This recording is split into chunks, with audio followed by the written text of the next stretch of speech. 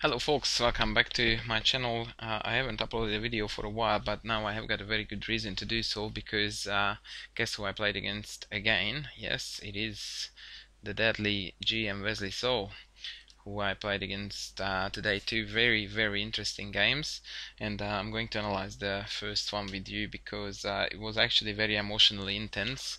Um, and very interesting chess-wise too. So interestingly and curiously enough, we actually had the exact same variation in the Sicilian Najdorf that we did in the previous occasion, which I also uploaded to my YouTube channel. You can find it in my previous videos.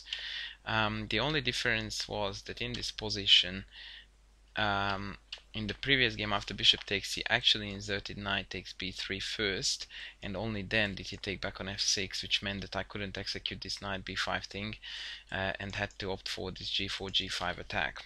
Now, however, he thought that he would allow this, and he took with the bishop, which meant that I could execute this knight takes b5 check. I would like to emphasize it, sorry, not check, but eventually it's going to be a check, that this sacrifice is by no means winning. In fact, according to the computer, it's still slightly better for black, but it's really fishing in murky waters that I really like to do, especially with the initiative on my side. So yeah, he played queen c6, which was obviously to put pressure here and deny pawn e5 here and king f8. The reason why he didn't go to the more logical e7 is because then after e5 he would drop a piece, because after queen takes I've got this with check first, and then do I take back on the queen. So king f8 and king b1. According to the computer, bishop c4 would have been a better move here, and I think I haven't analyzed the game with Ripko yet or Houdini, but if I think back, I think it is actually correct that bishop c4 would have been better, although I wonder what the computer would then suggest against rook b8. Perhaps then I can actually play e5 and allow them the double pawns, because it's all about the 3 pawns running on the queen side. I don't know. So okay, that might have been a mistake. According to the analysis on the screen, it is a mistake actually. Bishop e7, I took the c8, he took back. I'm pretty sure, by the way, that these assessments are incorrect. I don't know which engine Lichess is using, but black is by no means having this type of an advantage. I will look it up after this, after I uploaded this video, but I'm absolutely certain that it's nowhere near that big.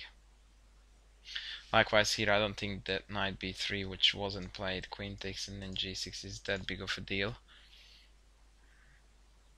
I mean, okay, probably it's a better version of the game, so I have to give credit for that, because what happened in the game was that he played bishop f6 first, which was a bit shaky. And now I could have gone for the endgame, but I didn't want to. In fact, I wanted to keep the guys on the board now, because he keeps on taking more and more time to get the king out. So if I can prevent that, then the rooks won't be connected, which will be a major issue for black in this structure. And of course, from here I can always retake on the bishop with the queen, thus guarding c2. He played g6, I played e5, e5, bishop back, and g4, which again, according to the computer, is inaccurate, and I should have kept the bishops on the board. And I do know that this bishop c4 idea exists, and I'm not sure about its actual value. Now g4 I was playing with the intention of playing f5 afterwards, and when he played h5 for a second I thought that, oh my god, I'm in so much trouble now, because if I push in, obviously the king just goes to g7. If I take, the rook gets activated on the king's side, and I've got lots of weaknesses. If I play h3, then take, and then again the rook penetrates from the king side. So then I decided to go all in and play f5, which I thought was a very strong move. Strangely enough, the computer doesn't approve of this concept. Yeah, I reckon if he does this, takes, rook f1, I think I still have a bit of a pull here. That was my plan.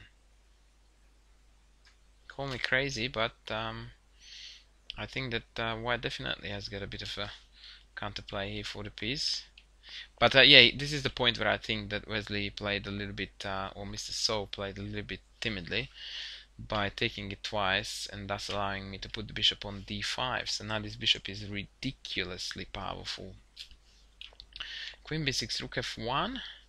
Basically, I'm just building up pressure on the f file, and this pawn can't be guarded. Rook b8, b3.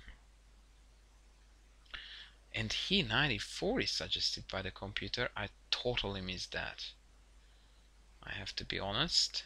I didn't see that move at all. But I suppose after queen f3 I'm still looking quite okay. Yeah, I don't think that this is a big deal because this is both this and this is very weak, so eventually I will take on one of them. But what he did was definitely a lot weaker. 96. I took, and yeah, at this point I pretty much have got a winning endgame that I think I played reasonably well. So I'm curious to see that according to the computer how many mistakes I've made from this point on. That was a bit inaccurate, but I wanted to roll my pawns with b4, c4, so I guess it makes sense. Rook f1, good. King e8, b4, good move, which actually justifies a3 as well. c4, slight inaccuracy. Not sure what the computer would have suggested. Maybe take and then c4, I guess. Take. Bishop f8. And here I simply should have continued the march up with the king, but I thought that I would just eliminate as many pieces as possible. Take here. Actually, I do know where I went wrong. King b3 here. Yeah, at this point I was already celebrating my victory, jumping up and down in my chair. Take here. King f5, and had I gone back to e2, this game would have been mine right away because that covers the pawn, and yeah, he has got nothing. I went back there for no apparent reason. He went there, bishop takes, and now the race, the crazy race began. He's totally lost here. Like, there is just no way to stop the 3 pawns, and in that, actually, I can claim that the whole concept of the early piece sacrifice 30 moves ago is now justified by seeing these marching pawns. And yeah, he just allowed me to have a totally winning position. But here comes the twist in the story. At this very moment I had got approximately 2 seconds on my clock, and so consequently I started to play nonsensical moves, and I eventually just had enough time to take everything off the board before the game melted into a draw, because at this moment my flag fell and I couldn't win. It was very, very disappointing because I outplayed him rather solidly. Like, there was not one moment where I thought that my victory was in danger. Of course, the computer pointed out many, many mistakes and inaccuracies and all that, but the reality was that at not one point in the game was I in any danger of losing this game, and in the vast majority of it I was in total command. So yeah, this really, really, really hurt, especially with this cute motif here that after c6, c7 and c8 is unstoppable with a check. Yeah, it was heartbreaking not to win it. Maybe next time, I don't know. Sadly, after this he only played one more game with me where he beat me in a very interesting game actually too, although I think that there it would have been a lot harder for me to show up some sort of counterplay, but I enjoyed that game too because it was also Sicilian with opposite side castling, attacking and all that, so yeah. But that was it, and then after 2 games he left, so I didn't really get to enjoy playing against him. But yeah, this game was really, really fun, and now at least I managed to have a draw against him, although one more time I was totally winning. Well, maybe next time. Thanks guys for watching, and I'll be back with more.